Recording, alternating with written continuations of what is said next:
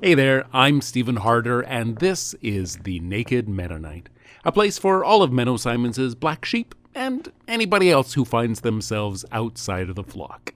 Our goal here is to help make deconstructing the Christian faith a little less scary, because the more objectively you look at its claims, the more ridiculous it appears.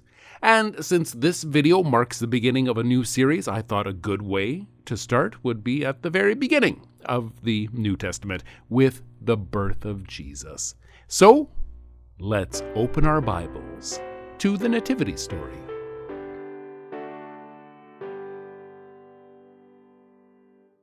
So I was going to make this an annual series. Start with the account recorded in Matthew, and then each year during the holiday season, do another author's version. And then I remembered that there are only 2 records of the Nativity Story in the Bible, and boy howdy, are they disparate.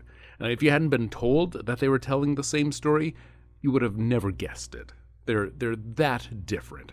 So I'm just going to tackle them both here today, and we'll jump around between the 2 versions and see what we find. So let's start at the very beginning, Matthew chapter 1.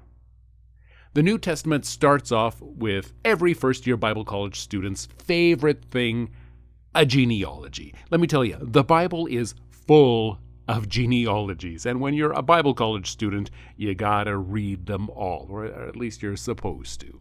But this one is precious. Here, Matthew lists the 42 generations from Jesus to Abraham, all neat and tidy, broken into 3 groups of 14. Abraham to David, David to the exile, exile to Jesus. Hey there, future Stephen, just quickly checking in from the editing bay to let you know that this segment took me so long to wrap my head around, specifically because I had drawn 42 characters, because there's 14 times 3, that's 42, but I only had 41 names, and I could not figure out what was I missing. And then it dawned on me, 14 generations Abraham to David, 14 from David to the exile, 14 from exile to the Messiah.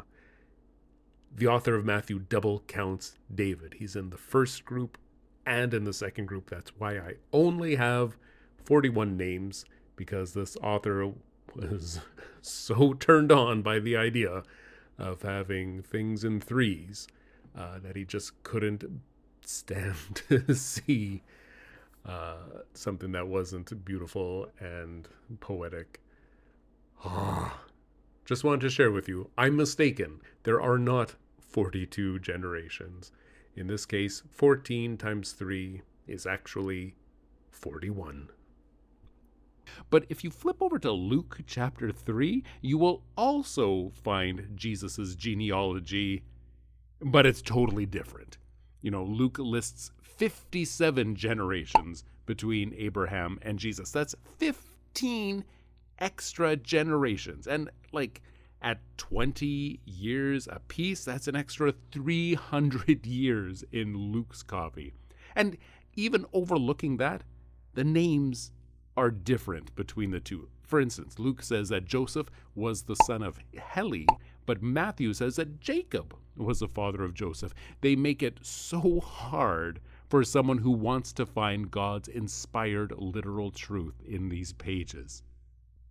I know some folks try to say that the second genealogy is actually Mary's genealogy, citing other women listed like Tamar, Rahab, Ruth, Bathsheba. And those kinds of mental gymnastics just don't matter to me anymore. The page says that it's Joe's family tree, and I just don't feel a compunction to believe that the author meant something other than what he recorded.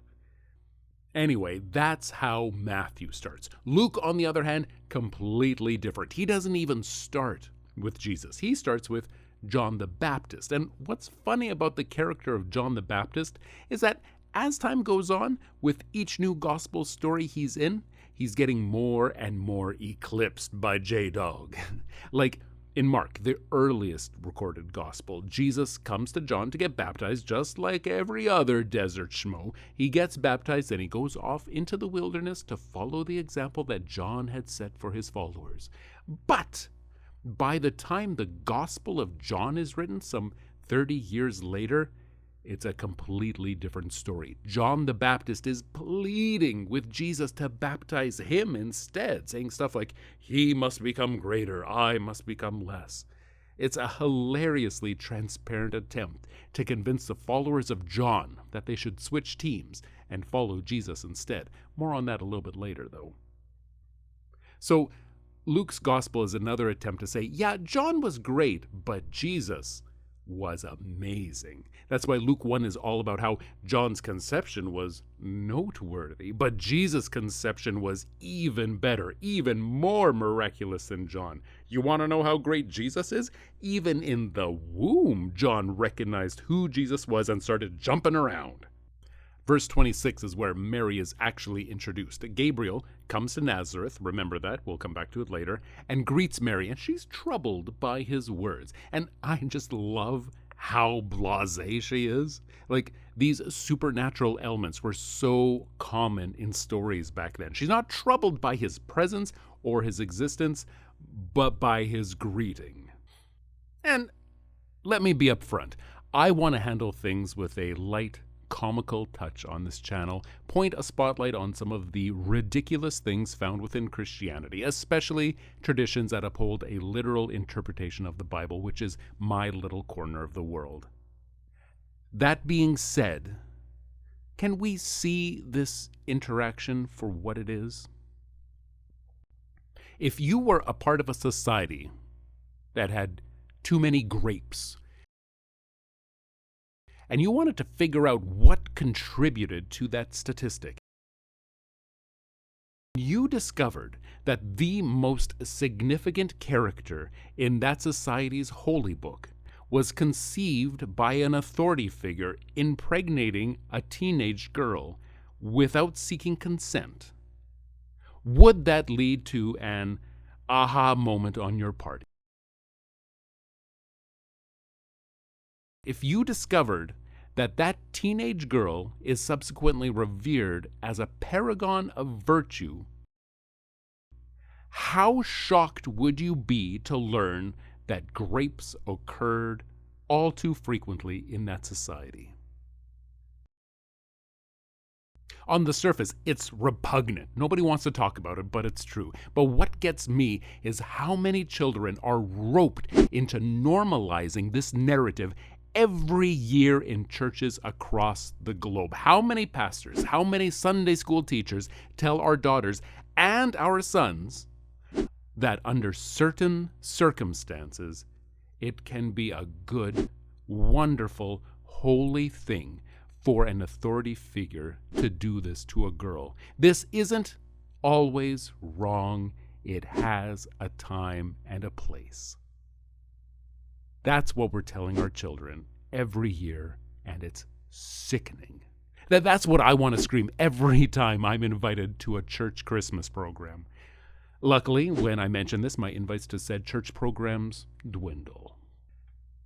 Anyway, Mary agrees to be assaulted by Yahweh like a good obedient girl because Yahweh kills those who oppose him.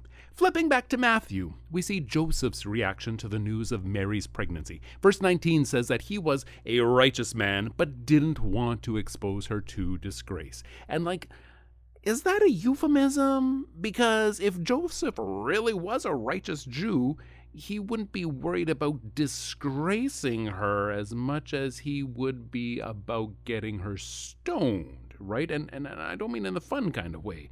In Joseph's time, an engagement was legally the same as being married, just without living together. Mary was now his property, and if she got knocked up by someone else, then both the adulterer and the adulteress are to be put to death. So I don't know what this whole not wanting to disgrace her thing is. If Joseph is righteous, why wouldn't he want to do what God commanded him? One thing that sets the book of Matthew apart from the other Gospels is how hard the author tries to make Jesus fulfilled Old Testament prophecy about the Messiah. The boy is working for it. Here, he's saying that the whole virgin birth thing was to fulfill what was said in Isaiah 7:14. So for anyone who cares, here's the fuller context of what that author is quoting. Isaiah chapter 7, starting at verse 10. Again, the Lord spoke to Ahaz, "Ask the Lord your God for a sign, whether in the deepest depths or the highest heights." But Ahaz said, I will not put the Lord to the test. Then Isaiah said, Hear now, you house of David. Is it not enough to try the patience of humans? Will you try the patience of my God also? Therefore the Lord himself will give you a sign. The virgin will conceive and give birth to a son, and will call him Emmanuel. He will be eating curds and honey when he knows enough to reject the wrong and choose the right. For before the boy knows enough to reject the wrong and choose the right, the land of 2 kings you dread will be laid waste. The Lord will bring on you and your people and on the houses of your fathers a time unlike any since Ephraim broke away from Judah. He will bring the king of Assyria. He goes on to prophesy about flies evading from Egypt and bees from Assyria, and about cows and goats and the land being filled with milk and honey, and about how also the land will be filled with thorns and briars. This is the prophecy that is being referenced in every Christmas pageant. First off, this is called Bible dipping, where you dip your fingers into the Bible and just pluck out the little piece of scripture that you want to use to prove your point, more formally known as proof texting. So if you, as a Christian, were ever frustrated by someone dipping into a Bible verse just to prove you wrong about something and prove themselves right, guess who did it first? No one in their right mind would read that whole passage and think that it was a prophecy referring to Jesus. That prophecy had a context within a specific story. Specifically, Isaiah telling Ahaz not to worry because he will win the upcoming battle because God is with him. Back in the day, one of God's main hobbies was helping kings win wars. That's all that he did. But, times change. God's allowed to update his hobbies, right? I'm sure he was really into Pokemon Go for a while too. Anyways, no, unknown author of Matthew, Jesus wasn't born of a virgin to fulfill that prophecy. So now the authors of Matthew and Luke have set the stage. Mary of Nazareth is preggers and is ready to give birth to the Messiah. But hold up, we have a problem. Micah 5:2 says that the Messiah will be born in Bethlehem. Now the gospel writers need to fix this problem, and they come up with 2 very different workarounds.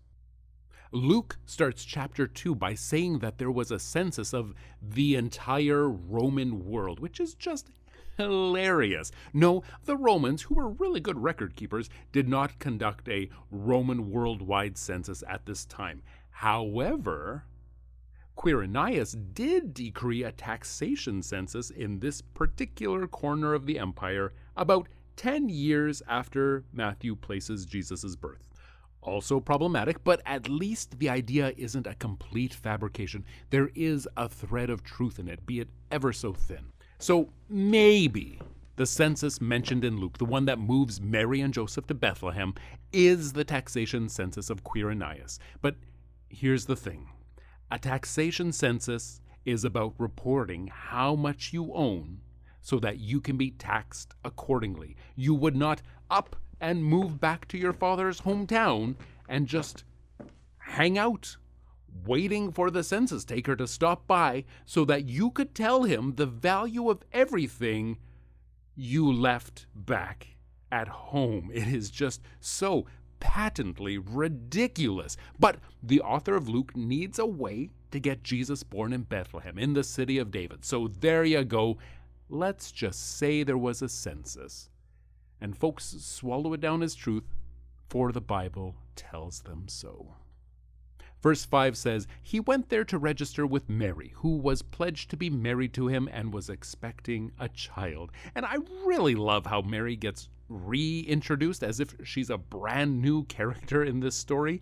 10% of the previous chapter is just Mary singing a literal solo, praising God. And now, a little further down the page, we need to be reminded of who she is and why she's important to the story. It's almost like the book of Luke used to start here at chapter 2, and then someone wrote a post hoc preface with the goal of explaining to John the Baptist's followers why Jesus was better than John and why they should convert over to being disciples of Jesus rather than John. And then they took that prequel and just tacked it to the front of the story and tried to make it sound like a single narrative. I don't know, I'm not a scholar, but it sounds super sus.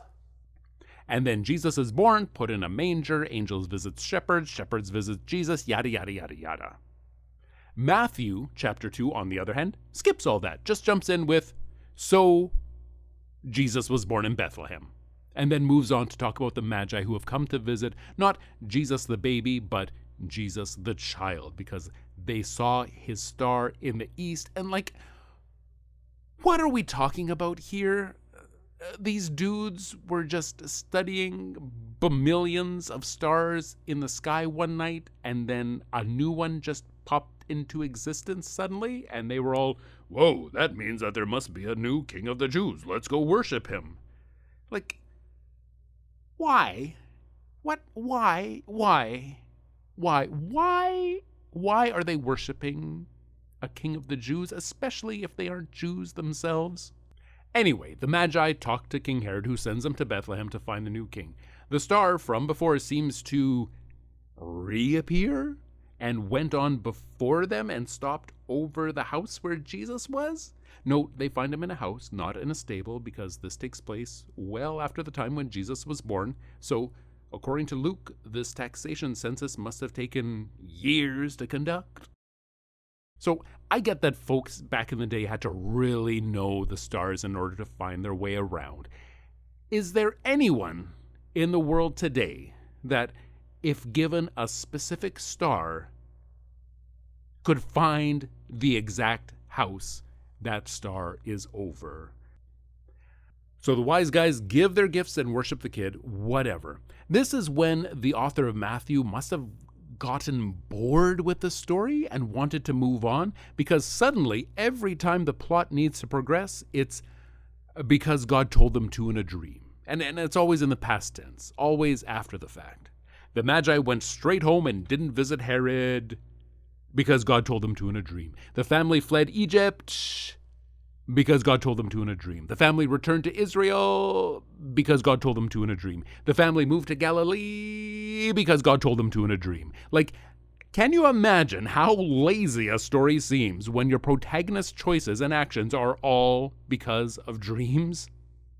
And then Harry Potter spoke in parcel tongue to the snake under the sink to open up a path to the Chamber of Secrets because Dumbledore told him to in a dream. The author of Matthew also does a bunch more proof texting here, taking quotes from the Torah and pretending that they're connected in a meaningful way to the story he's telling. And Matthew chapter 2 ends with the family choosing to settle in Nazareth, a dirt-poor hovel of a bedroom community with one source of water for its couple hundred of inhabitants. Any sane person would get out of there as quickly as possible, but apparently Mary and Joseph buck the trend and decide to live here of their own volition. Allegedly. Meanwhile, over in Luke, the family sticks around in Bethlehem for a bit, I guess. It mentions a certain ritual that was performed on Jesus on the 8th day. I don't think this is the time to get into that subject, so I'll just say that I'm a big believer in my body, my choice. And if you believe that should apply to women, I hope you'll agree that it should apply to male infants as well. If it's not your body, you don't get to make cosmetic choices about it.